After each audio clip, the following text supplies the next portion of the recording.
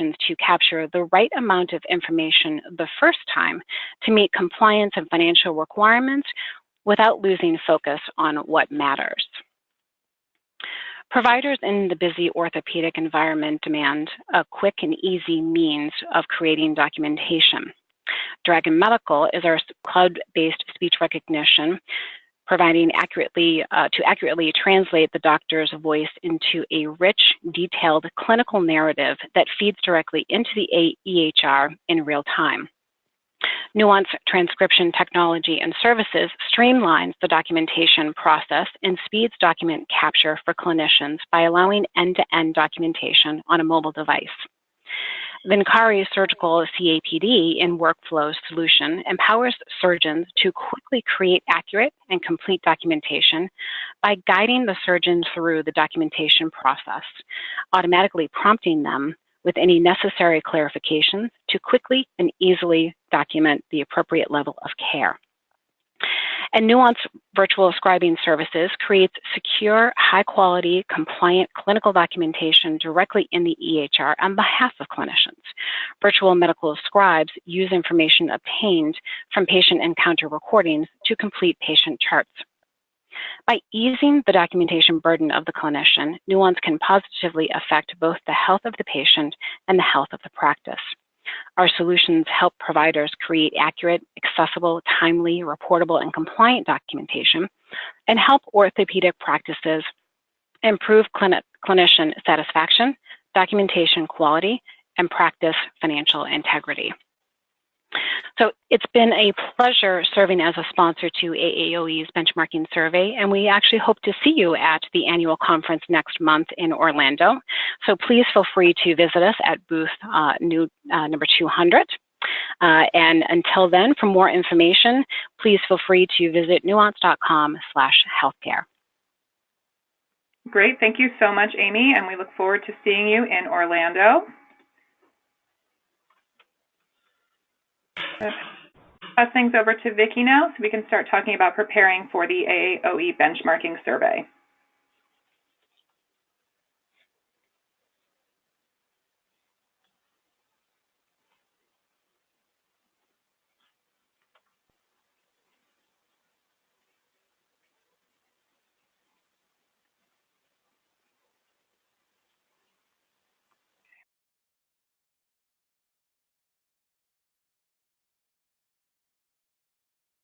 You ready with the slides, Vicki?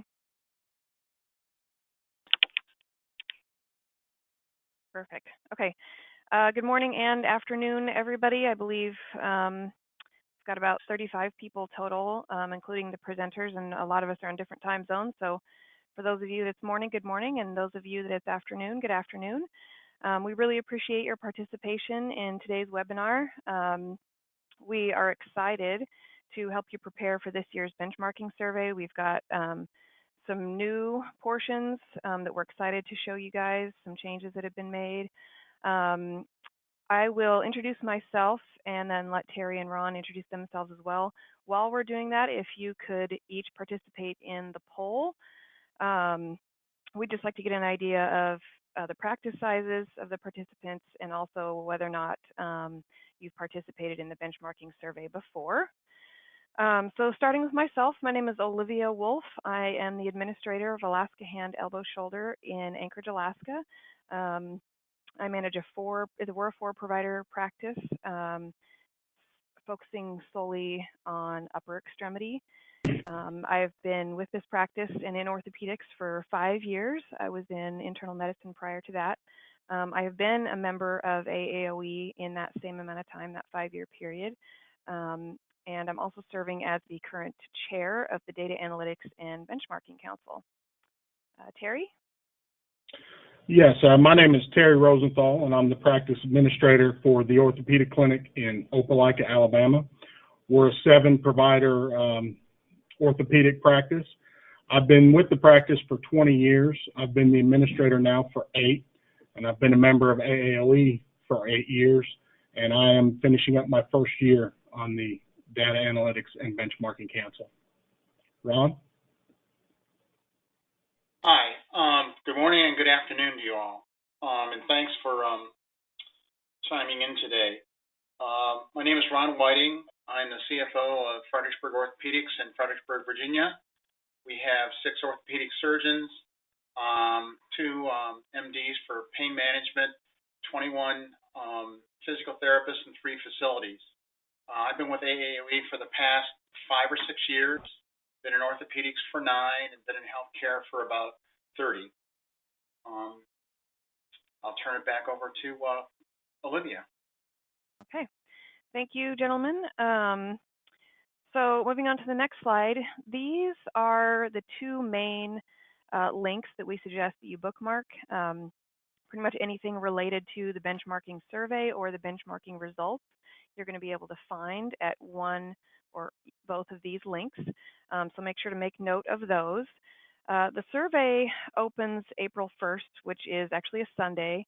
So this year we're going to be auto emailing a link for the survey, but that first link you can find access to still requested. I know people's email addresses often change or roles change, and so somebody who might want to participate may not get the link. So that first link that was shown on that slide, you can find it there. Let's see. There's also all sorts of resources, which we'll go in detail through in a minute here. That second link, results, snapshots, and purchasing options, is where you can find that information. Moving on to the next slide, the results, these are the things that you can expect to see from the results. Information on revenue and expenses, productivity, compensation, employee data, square footage. All of the sections in the survey will capture data in each of these areas, and so you can expect to find really detailed orthopedic-specific results in each of these areas. Moving on to the next slide to talk about reports features. This is what the results are going to look like. I believe new since last year, there's actually a data portal that you can log into and access the results at any time. And so this is what you can expect to see as far as the report features. As you can see, there are a lot of filter options. Right now we have 3 years of data in the portal. So you can look at it by survey period. If you wanted just 1 year, you could look at just one. You can filter it by practice size. One of the really exciting elements to be able to filter out is the line of service. So if you wanted to look at something specific to ancillary services, you can do that with that line of service filter. Population, region, state are all the filter options for those as well. And so then the graphs and the percentile, which is your specific practice, then compared to the data based on how you filtered it out, you'll be able to compare your practice directly to those things. So it has a lot of really good functionality that other surveys don't have. This is the largest orthopedic-specific benchmarking survey out there. So moving on to the next slide, for benchmarking survey for data year 2017, we have a goal of having 300 practices participate. Obviously, the more practices that participate, the better the data is going to be, so we really encourage participating in that. Probably the most exciting change from last year to this year is we moved to an online data entry format. You know, we got a lot of feedback from people who had requested the survey but didn't end up completing it, and ease of use and the time necessary to fill it out were probably 2 of the biggest indicators that we got as far as challenges to completing it. And so we really felt like as a council that moving to an online data entry format would be a lot easier. We've been able to preview that. It will be ready by April 1st. Like we said, it's just made it a lot smoother. It's designed to make data entry easier and really focus on the elements that are most relevant to your practice. Next slide. So let's talk about accessing the benchmarking survey. Again, like I mentioned from several slides ago, those links, you're going to be able to get into the data portal from that spot. You can request the survey from that spot as well. So next slide. Let's talk about some of the key features of the survey. So this is a preview of what the online data entry is going to look like. It's no longer a spreadsheet format like we've had in years previous. Some of the really exciting features that I know I'm excited about. There's progress bars. So as you can see on the slide, there's the survey progress and then the section progress. So it will track for you how far you are through that particular section, as well as the survey as a whole. I know being able to see where you're at in the context of the whole is really helpful, makes it less overwhelming to know where you are. As far as field navigation, you can tab through to fields. You can type in some. There will be ones with drop-down boxes that you can choose from also. The saving options are really nice. You can save and continue, or just save so you can come back to it. That's really helpful as well. I know, with busy practices, we get interrupted a lot. Things get onto our plate that we weren't necessarily expecting, and so we have to put some of this stuff aside, and coming back to it in the Excel spreadsheet format I know was a little bit difficult, remembering where you were, those kind of things. So to be able to have the save and continue features from section to section, or just save it, log out, and come back to it and pick up right where you left off is hopefully going to be a really good feature this year. There's also going to be a submit option, and I believe you'll be able to submit section by section as well. Throughout it, there's going to be instructions and definitions. So as you can see, it says annual provider compensation, and then the grayer verbiage gives you some instruction on where you can expect to find that information. The conditional logic is also a new feature that's really exciting. So let's say there will be a question that says, do you have PT? If the answer is no, then it automatically filters out all of the questions related to PT so that you don't have to even worry about those. Same thing with MRI, DME, those kind of things. And finally, there's going to be an export option to be able to export sections to a CSV file. I think Ron later on can maybe speak to the benefits of that particular function, but it is something that we wanted built in, and it is available. Moving on to the next slide. So that first link that I talked about, if you wanted to find it manually, you can find it by going to AAOE.net, go to Industry Data Benchmarking Survey. That's kind of a long way to get to it, but if you're new to the AAOE website, that is the other way that you can find it. Next slide. So again, that first link, if you had clicked on it, this is the page that it would take you to. You can find information about when the survey opens, which is obviously April 1st. You can take the survey. Any of the blue verbiage are links to other things. So you can start to prepare for the survey. That link will take you to resources. You can purchase the results from previous data years if you don't want to participate. If you do participate, those results are free. If you already are subscribed to the data portal, you can log into that from this screen as well. So let's assume that you've clicked on that first link, which is to start preparing for the survey. This will take you to all of the survey resources that are available on the website. There are three main resources. The first one is a checklist, data source information, and a survey guide. So let's dive a little bit into the checklist. Let's say that you had clicked on that first link.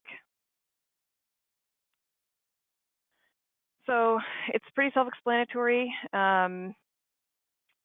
It's a checklist. And so it'll give you information on each section, the things that you can expect to have ready to be able to fill in all those sections completely. It's a pretty in-depth document. It's really helpful. Again, if you need to, want to break this down by section and not complete it all at once, you can kind of keep track of where you're at.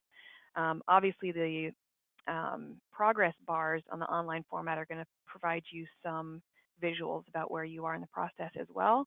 But a checklist is also helpful, and it provides those details about the things that you'll need in those particular sections. So to the next slide. Again, this is a picture of that first main resources page. So if you click on the Benchmarking Survey Guide link,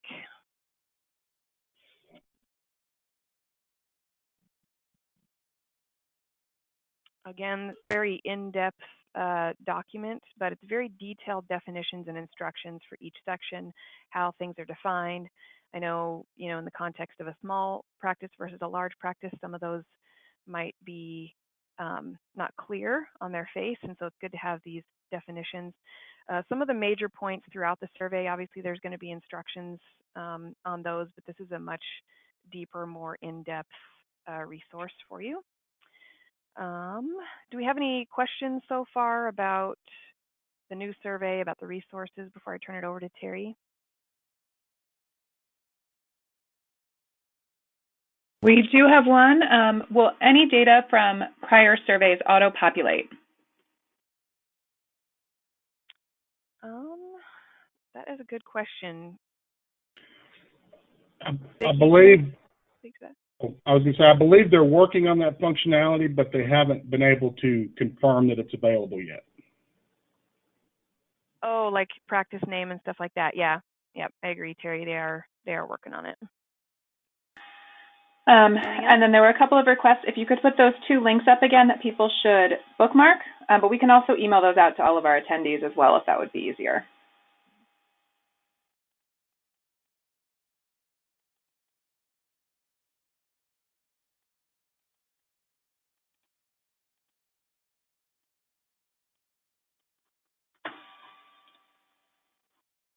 Okay.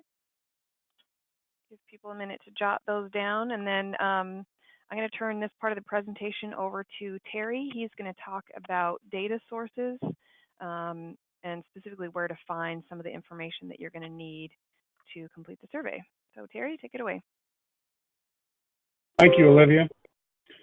You know, all of us are probably on different practice management systems, so you know, I can't get too specific into things, but most all of them should be able to easily compile this information and make it easy for you to extract and do your reporting.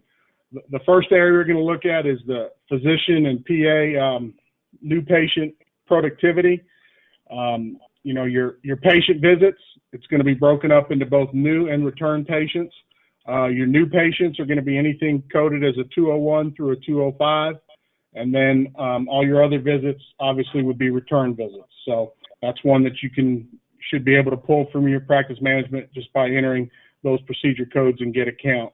The same with your surgical cases. It's going to want to know, we want to know your inpatient and outpatient volumes, so we can look at that. Visco injections, when it says injections, it's just looking at viscos, your orthoviscs, your Synvisc, your Euflexa, Suparts, all of those. We're not talking about, you know, cortisone or anything like that. It's just looking for the visco type injections. You know, work RVUs, this is one, if your practice doesn't use them, don't worry about it. You just don't report on that and move on. Speaking for my practice, our practice management system calculates RVUs, but we don't use them, so we don't report on that. So don't think you have to report on something that's not relevant to your practice. If you're not doing it, you don't have to worry about it. And then, of course, gross charges and net collections, that's probably something that everybody's already looking at and running reports on in their practice management system. The next slide. We're going to talk a lot about ancillary service utilization. I would think unless you're at a really big practice, you're going to know the number of either X-ray, MRI, bone density machines that you might have. So you're going to need that information. And then again, your number of patients should be easily extracted from your practice management system for X-rays done and MRIs done.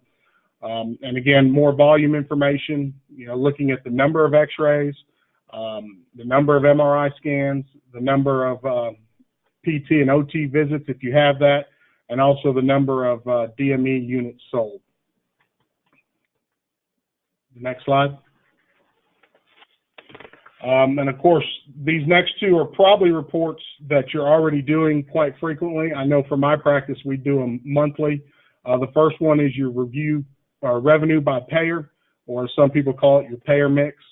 And that's just, your gross charges by payer, your adjustments due to your insurance contracts, and then what your net collections are per payer. And then, of course, your AR, which, breaks it into the 5 categories that most practice management systems, I believe, use: the 0 to 30, 31 to 60, 61 to 90, 91 to 120, and then greater than 120, looking at both insurance and patient balances. Does anyone have any questions on practice management system data that we're compiling?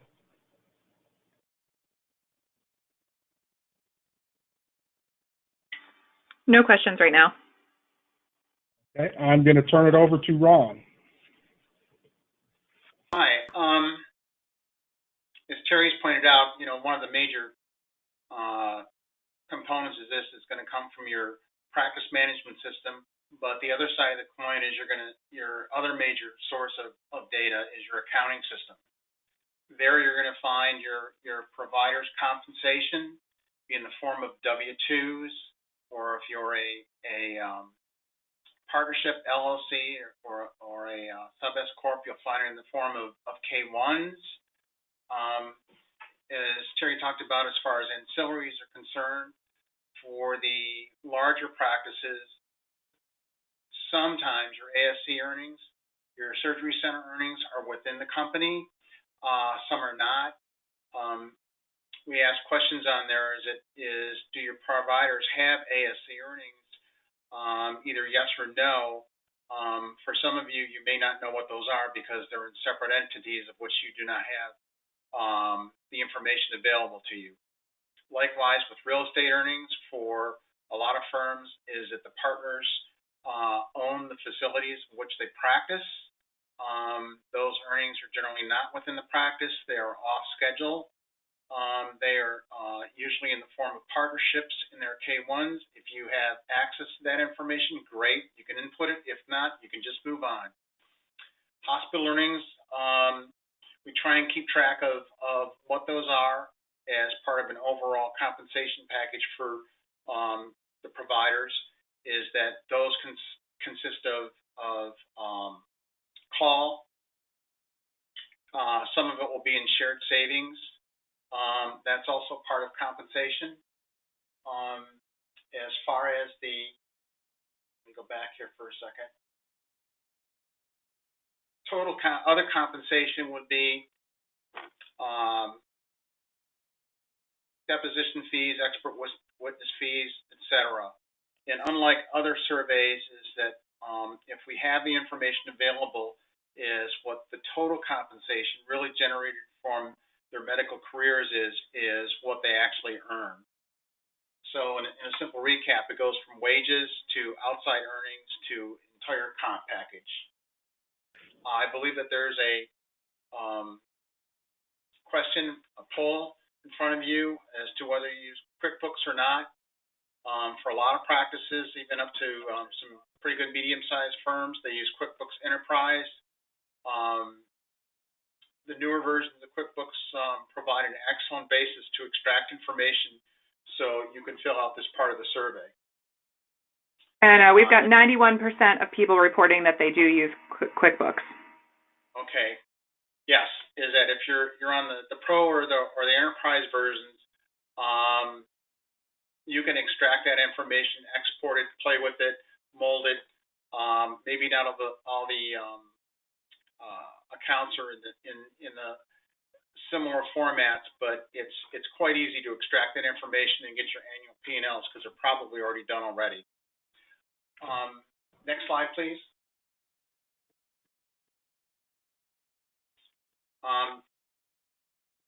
Same thing with PA and NP or even LNPs is we ask about compensation. A lot of practices are very, very interested in what the compensation levels are if they're mid-levels. So that information is extracted from your payroll systems. If you use an outside service, generally it's compartmentalized, and you can get it from there. Some of you may or may not. We're also interested in physician recruitment. As we all know, as we're competing with hospitals to recruit orthopedic surgeons, we're just trying to get a little bit of information as to what starting salaries are. If there's a signing bonus, do you reimburse moving expenses, and if there's hospital assistance. Next slide, please. Again, in your accounting system, your payroll system, we ask about administrator compensation. and your probably your top management employees. This will be your CEO, CFO, your operations officers, administrators, possibly your site directors. So we can do some comparisons not only regionally, by state, and also on a national basis as to comparisons. Are we all in the ballpark? We also look to, as far as the administrator and some others, is what are their benefits package? Are we in line with other firms? Sometimes this information is extremely helpful when you're looking for the annual raise, and sometimes it's not. You find out that, well, geez, I'm doing pretty good. So this part of the survey, when you get the results, is a separate component. So all the partners don't have to see this information, but you can keep it for yourself. Next slide, please. Again, in your accounting system, is it probably in your payroll system, is you'll have all your employees and staff. We do a lot of analytics and metrics with respect to compensation and full-time equivalents, FTEs. We ask to stratify them by the business model. Generally, as you've got the billable employees, such as PAs, NPs, and your physical therapy staff. Then we have support staff, patient support staff, receptions, secretaries, medical records, and then we have the business operations staff.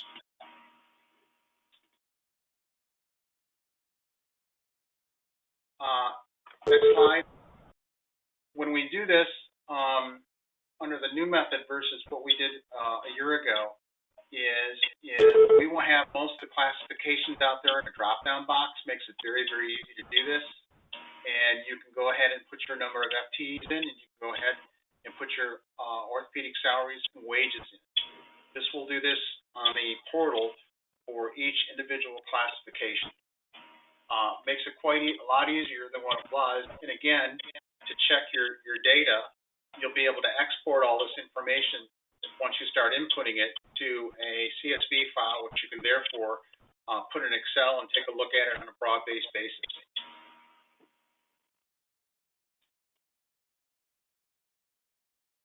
I'd like to turn this over to Terry now to talk about more data sources. Actually, before you move on, I could jump in with one question here. We have a question from Barbara asking if you consider direct expenses paid by the practice to be part of physician compensation, like health insurance or the 401k. That will be under the benefits. You'll see the physician compensation, and then underneath that, when you get in there, there'll be a benefits section, which covers that.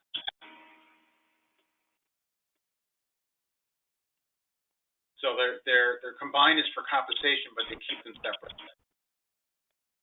Great, thank you. Again, thank you, Ron. I'm going to talk now about some of the different categories where some of this information can be compiled. You know, your non-staff expenses include things like your medical expenses, that's your equipment, your injectables, things like casting material, anything that's used to treat the patients would fall under your medical expenses. You know, facility expenses are going to be things like your rent, utilities, any maintenance on the building, things of that nature. Obviously, we all have a lot of technology expenses with everything going to computers. So your computer hardware, your software, most people's telephone now is VIOP, so it's included in your technology expenses. Your marketing expenses, of course, what you're doing to market the practice. Professional and outsourced services, this can be everything from, you know, some people code their computer company there. You also have accounting if you're paying for transcription, legal fees if you're using anyone to help with billing or collections. Those would be your professional outsourced services. For some practices with MRI, if you're using outside radiologists, that would be an outsourced service as well. Office expenses, obviously that's things like your supplies, furniture and equipment, insurance, things that are used basically in your business office, front desk, forms that need to be printed and things like that go into operating the practice that aren't really related directly to medical care. Next slide, please. Revenue is, your net patient revenue. We all know where to get that. Other revenue, this is the stuff that Ron was mentioning that probably isn't in your practice management program, but it's going to come up in your P&L. That can be things like maybe you have a management agreement with a DME company where they're leasing space from you. If your hospital is paying call pay and it's run through the practice, things like that would be considered other revenue. Again, it's revenue that's showing up on your P&L, but it's not related directly to patient care, so it's not showing up in your practice management system. Physician expenses, that's compensation, bonuses, and those direct expenses, pension, life insurance, anything that's charged to the physician as a direct cost is a benefit to them would be those physician direct expenses. And then if your clinic has a physician officer that gets paid compensation for being the director, that would come under the insurance and officer compensation along with malpractice insurance. Do we have any questions on that? No questions. Okay. Thank you, Ron and Terry. This is Olivia again. So to go over some of the key points, we encourage everybody to give it a try. The changes, again, with the online format really provides some flexibility. I'm newer to participating. This is my this will be my third year participating in the survey, and it can be an overwhelming task to get it all in. But those, save and continue or save and come back options are really, I think, going to help streamline that process and help to break it up. From April to June is 3 months, and you can spread some of that out over those months and come back to sections as you need to. Things out of the practice management system are going to be data that's pretty much available, should be already, if you've closed out your prior year, anything out of practice management, and even, your accounting software is going to be ready. The things that you might have to wait for on your accountant, like the K1s, those can come later. But again, you can, push those off into the next month. Once that data is available, you don't have to have it all ready all at once and get it all in at, a single sit down. There are a lot of resources available as we went over on those links. It's a plethora of information. I know it can be overwhelming sometimes. But on to the next point, one of the advantages too is being able to connect with people from the Data Analytics and Benchmarking Council. We've got a really good team of people on that council right now, and Vicki, she is the AAOE Director of Data Solutions, so she's actually on staff at the AAOE. She's also available. A little bit later, we'll give you her number, which is actually a hotline, so that you can call and just ask those specific questions from different council members. Our council members represent a broad range of practices. I'm a 4-provider practice. Terry, I think, said with 7, and Ron's got quite a few more. And so some of those questions and answers are contextual to your size. And so being able to access members with different size practices is really, really helpful. Again, participants, if you participate, you get free access to the benchmarking results. You don't have to purchase those. And the more people we get to participate, the more customized it can be. So, because that line of service filter that you have for the results, the more people that are reporting on their PT or their MRI, just the better the data is going to be. Any questions at this point? No, right now. Okay.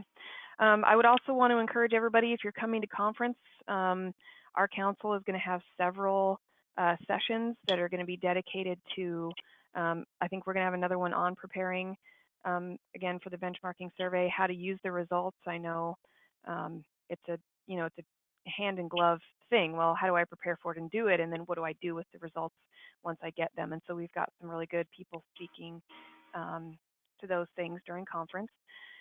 Reminders, check your email for the survey link. It should be sent out automatically through the data portal by AAOE staff. But again, you can go to the website and request it if you are a new member and maybe your email address didn't make it into the membership list yet, or you took over a new position and didn't get it. Feel free to definitely go to that link and request it. Submission deadline is June 1st of 2018. So again, you'll have 3 months to get all that data in. The resources are available on that link again, and we do have that benchmarking hotline. If you have any questions, if anything's unclear, we're happy to help you clear up any of those issues. And finally, here is a list of all the contact information for myself, Terry, and Ron. We're available, happy to answer any questions that you might have. And again, Vicki with AAOE is available as well. I think that about does it. Does anybody have any questions? Olivia, thank you. This is Ron. I'd like to speak a little bit, is that for people that are newcomers to this, it can be a little overwhelming. A little tip would be is that to actually go out first and the checklist and grab the survey guide we're all administrators and we delegate, tasks every day to certain departments and things. Go through the checklist, and first of all, to make it easy on yourself, is delegate some of this, the number crunching to some of your staff. It also may be right by your fingertips. For the smaller practices, you see this information every month, pretty much for most of it. We get pretty detailed in the survey, but we've made it such that you don't have to be that detailed. If you've got office expenses, you don't have to go into 20 different general ledger accounts. Put a total number in. That's okay, because when you start looking at the metrics and you look at you attend the other webinars on benchmarking and/or a conference, you'll see that in the major swath of some of these metrics is that total expenses is divided by the number of providers. We don't take that information divided by the mailroom.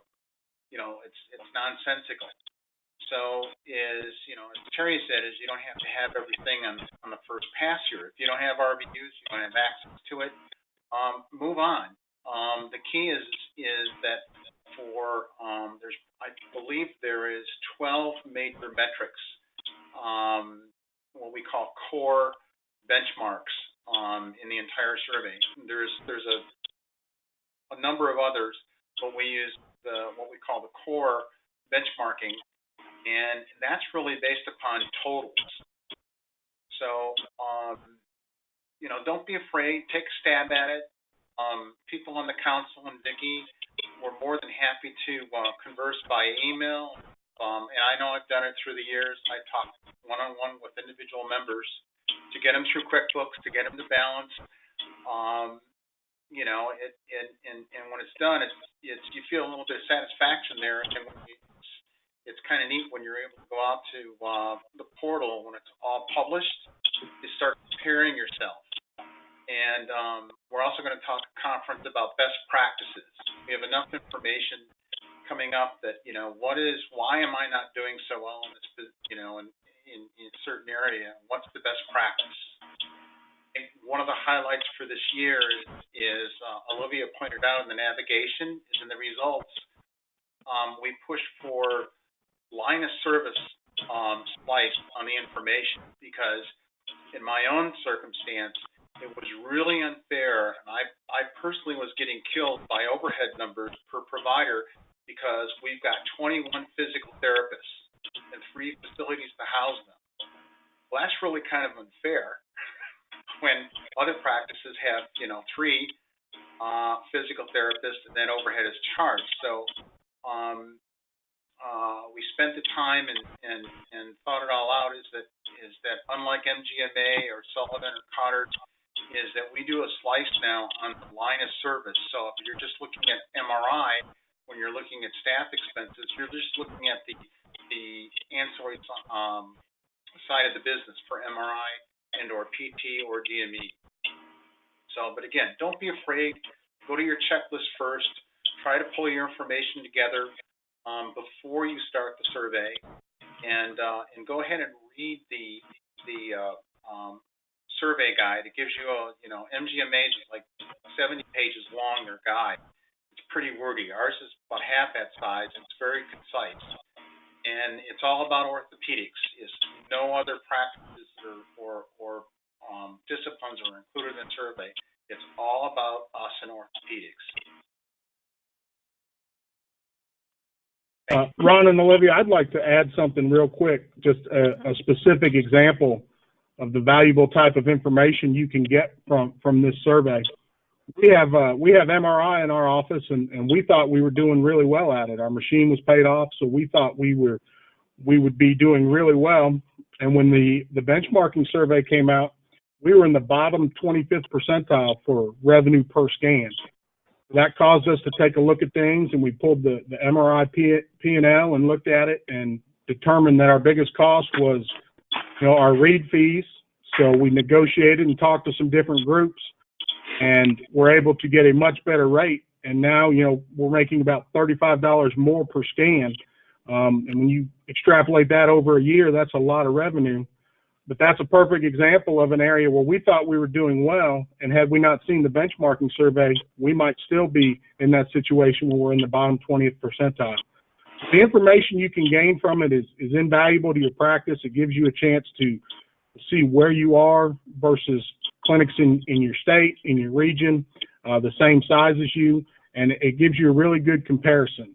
So I would encourage you to try it. It's a lot more user-friendly this year with the data entry portal versus the Excel spreadsheet.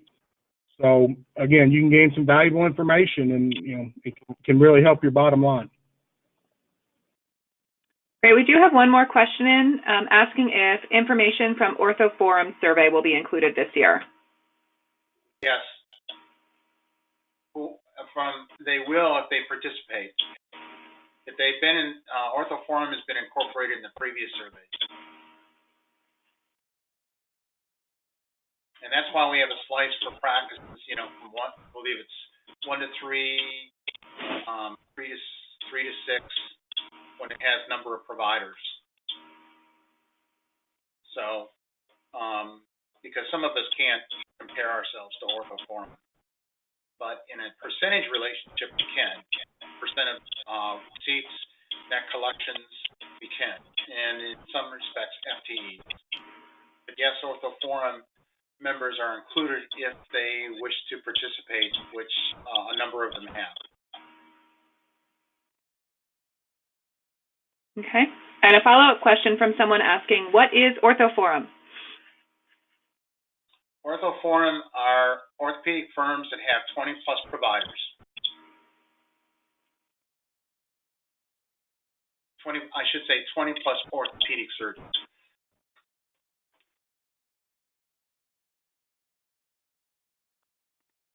All right. Is there anything else from Olivia, Terry, or Ron? No, before I turn it over to you, Ashley, I would just echo what Ron and Terry have said. It's super valuable information, and at least in my experience, you don't need it till you need it. One day, doctors don't care about it, and the next day they do. And so I found that it's really handy to, keep up with the consistency and participating and having the results available, so that when those questions come up, you have the answers ready for them and data to compare, your data to. Like both Terry and Ron said, there are situations where you can see, man, we're really not doing well, or we really, really are. And again, those questions come up not always on a planned schedule, so it's good to have that information at your fingertips. So if there's not any other questions, I will turn it over to Ashley. All right. Well, thank you so much to our presenters today, Olivia Wolf, Terry Rosenthal, and Ron Whiting. We really appreciate your time. And for everyone out there listening today, we do encourage you to participate in the benchmarking survey. And this recording will be available in the Live Learning Center within a week. So while you are filling out the survey, you can always refer back to this. Or, of course, you can email us here at AAOE, and we will do our best to help. And with that, thank you, everyone, and have a great day.